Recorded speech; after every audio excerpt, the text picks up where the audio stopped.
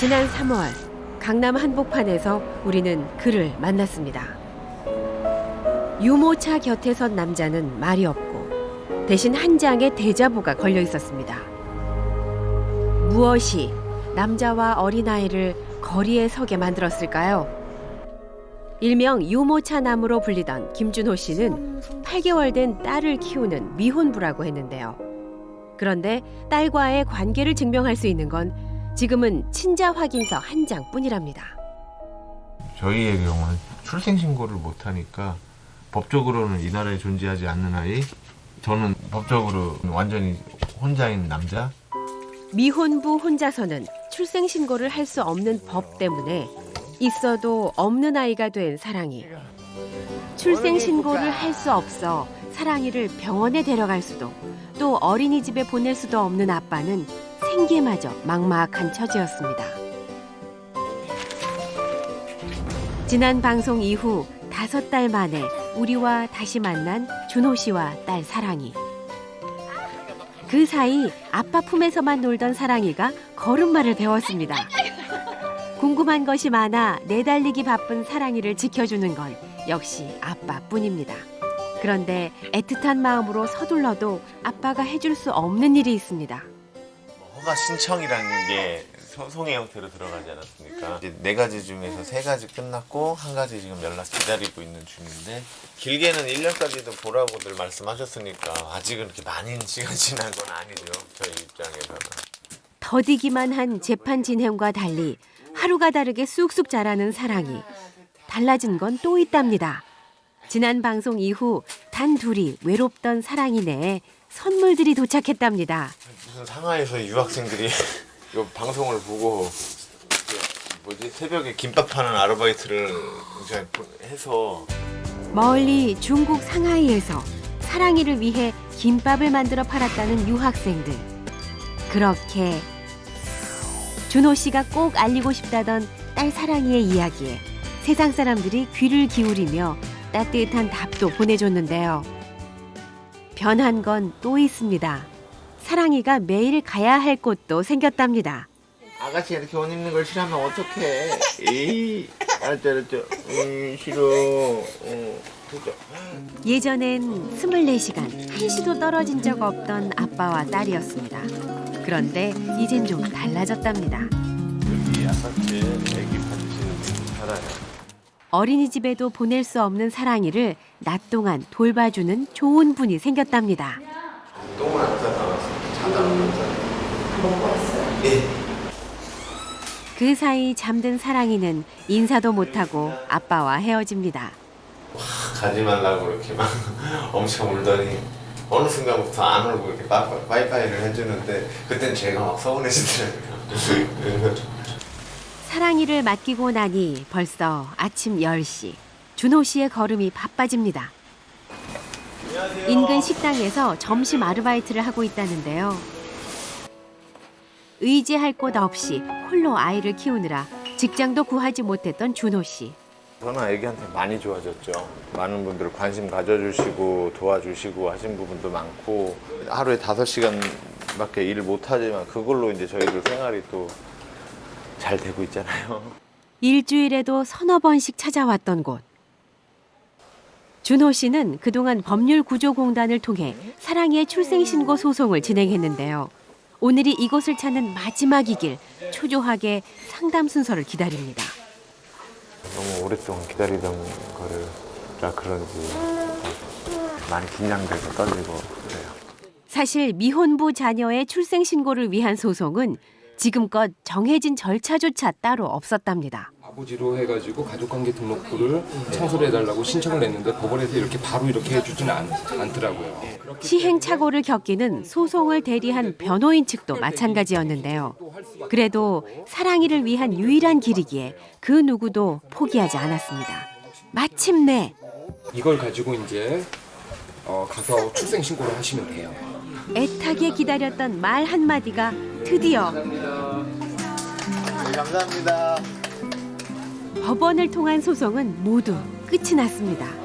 이제 법원 결정문을 들고 동사무소에서 출생신고를 하는 마지막 관문만 남았는데요. 운이 좋은 케이스죠.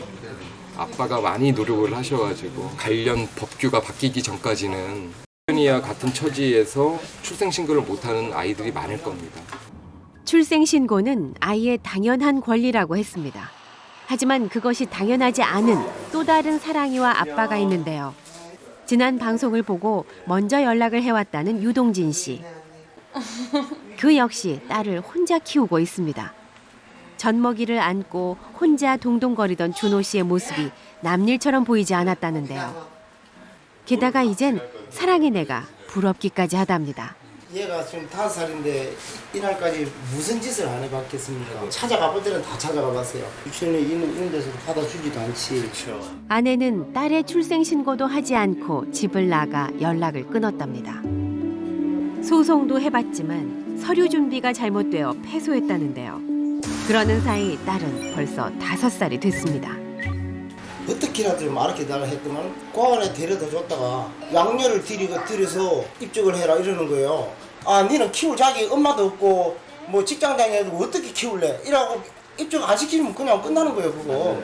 가족관계 창설을 다 버려진 아이의 출생신고가 차라리 쉽다 보니 법조인이 도리어 편법을 알려주더랍니다. 이런 기막힌 현실에서 딸을 위해 정당한 방법을 찾는 두 아빠의 노력은 절박하기까지 한데요. 그동안은 많은 절망감을 가지고 있었는데 사랑의 아빠가 이렇게 진행이 됐다 하니까 굉장히 희망을 많이 가진 거죠. 준호 씨의 싸움이 누군가에겐 희망이었나 봅니다. 내 자식을 내 손으로 키우려는 아버지에게 차라리 버리는 것이 더 쉽다고 말하는 사회. 이 어이없는 상황을 어디서부터 어떻게 풀어야 할까요? 준호 씨와 함께 인근 동사무소를 찾았습니다. 사랑이가 갓난아기였을 때부터 친자 확인서 한 장 들고 출생신고를 해보려고 동사무소며 구청을 뛰어다녔던 준호 씨. 출생신고는 정말 간절했던 일입니다. 드디어 틀림이 없는지 한번 확인 좀 잘해주세요. 똑똑히 잘 봐야 하는데 준호 씨는 자꾸 눈앞이 흐려집니다. 이 종이 한 장이 대체 왜 그리 어려웠던 걸까요? 등골인데 여기도 이제 제가 나오고 저의 자로 우리 애기가 나오고요. 이제야 얻어낸 사랑이의 주민번호 13자리. 그때 준호 씨가 아이를 안고 주저앉고 맙니다. 괜찮으세요? 몸에 힘이 다 풀려버렸네. 칼날 위를 걷는 듯 아슬아슬했던 생활. 그래도 어떤 사람 되고 뭐 되는 거를 바라는 게 아니라 그냥 건강하게 자라되 그렇게 자기 마음 누군가한테 베풀 줄 아는 사람 되는 게 그것만 바래요.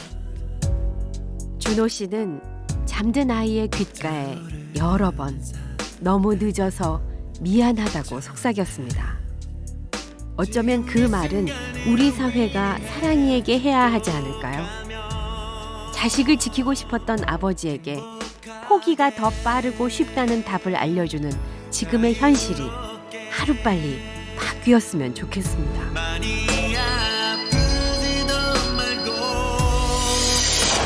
딸을 안고 감격에 겨워 울던 사랑의 아빠를 6년 만에 다시 만났습니다. 안녕하세요. 사랑이는 어디 있어요? 얘들아 여기. 아유. 장난기 가득한 이 꼬마 숙녀가 바로 6년 전 유모차에 누워있던 그 아이 사랑이랍니다.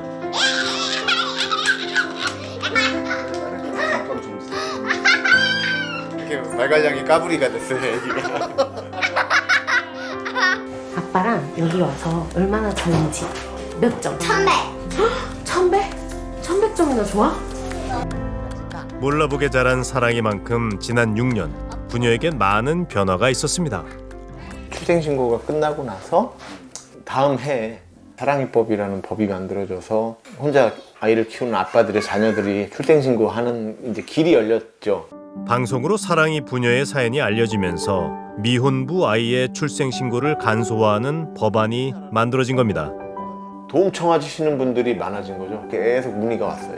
좀 출생신고하는 방법 좀 알려달래요. 이런 게 쌓이니까 혼자서 그냥 개인 활동으로 한 4년, 5년을 그렇게 해왔던 거죠. 자신과 비슷한 미혼부 가정을 돕기 위해 노력하고 있다는 사랑의 아빠. 재작년에 빌라에서 성인 남성과 출생신고 안 된 갓난아이가 죽어서 발견된 적이 있어요. 저분들이 내 전화번호라도 알았으면 안 죽었을 수도 있을 텐데 그때 좀 많이 느꼈거든요. 나라도 좀 찾기 쉽게 해드리자라고 해서 단체 이름을 만들고 그냥 미혼부 출생신고 하면은 바로 이렇게 좀 저를 찾아볼 수 있게끔 그렇게 최소한의 조치를 한 거예요. 고민 끝에 사랑의 아빠는 지난해 비영리 민간 단체를 만들었습니다. 얘네들은요 한부모의 자녀들인데 제가 나름 작은 꿈, 이렇게 소망 이게 있는데 한부모 가정 위주로 된 이거를 만들고 싶은 거예요. 일종의 커뮤니티 센터 겸 아이들이 안전하게 와서 공부도 하고 책도 보고 놀기도 하는 공부방으로도 운영을 하고 있고요. 지난 방송 당시 사랑의 아빠는 사랑이를 맡길 곳이 없어 아이를 데리고 아르바이트를 다녔습니다. 그래서 그는 잘 알고 있습니다. 이렇게 아이를 돌봐주고 끼니를 챙겨주는 게 얼마나 큰 힘이 되는지, 그런 작은 도움만 있어도 얼마나 더 많은 아빠가 내 아이를 행복하게 지킬 수 있는지. 실례합니다. 안녕. 오늘 사랑이 부녀가 찾아간 이 가족도 사랑의 아빠처럼 홀로 아이를 키우고 있는 미혼부 가정입니다. 대형 로펌이에요. 법률 지원을 해주시는 변호사님들이 이제 우리 다시 맡아주시기로 지난주에 저랑 약속을 하셨어요. 그래서 안 그래도 그 소식 알려드리려고 너무 일이 늦어져서 죄송합니다. 아유, 저야 네? 처음부터 만났을 때 저는 이제 길면 한 거의 한 3년, 4년 봤거든요. 사랑이법으로 절차가 많이 줄었지만 한 번의 소송은 거쳐야 하기 때문에 미혼부들에게 출생 신고는 여전히 쉽지 않은 현실입니다. 사랑이법은 간소화한 법이에요. 기간이 짧든 길든 간에 재판을 받는다는 것 자체가 다른 아이들과 평등하지 않다는 얘기예요. 그리고 재판 기간이 아무리 짧아져도 수개월이에요. 그럼 그 수개월 동안 어쨌든 이 아이는 생존의 위협을 받고 살아가야 되잖아요. 그러니까 출생신고를 먼저 해주고 그 다음에 이런 법적인 절차를 밟으시면 안 되겠냐 이 얘기를 하는 거죠. 세상의 모든 사랑이가 어렵지 않게 출생신고를 할 수 있는 날은 언제 올까요? 모든 아이들은 태어나는 순간 이 사회의 당당한 구성원이 될 권리가 있습니다. 부모가 누구든 어떤 가정에서 태어났든.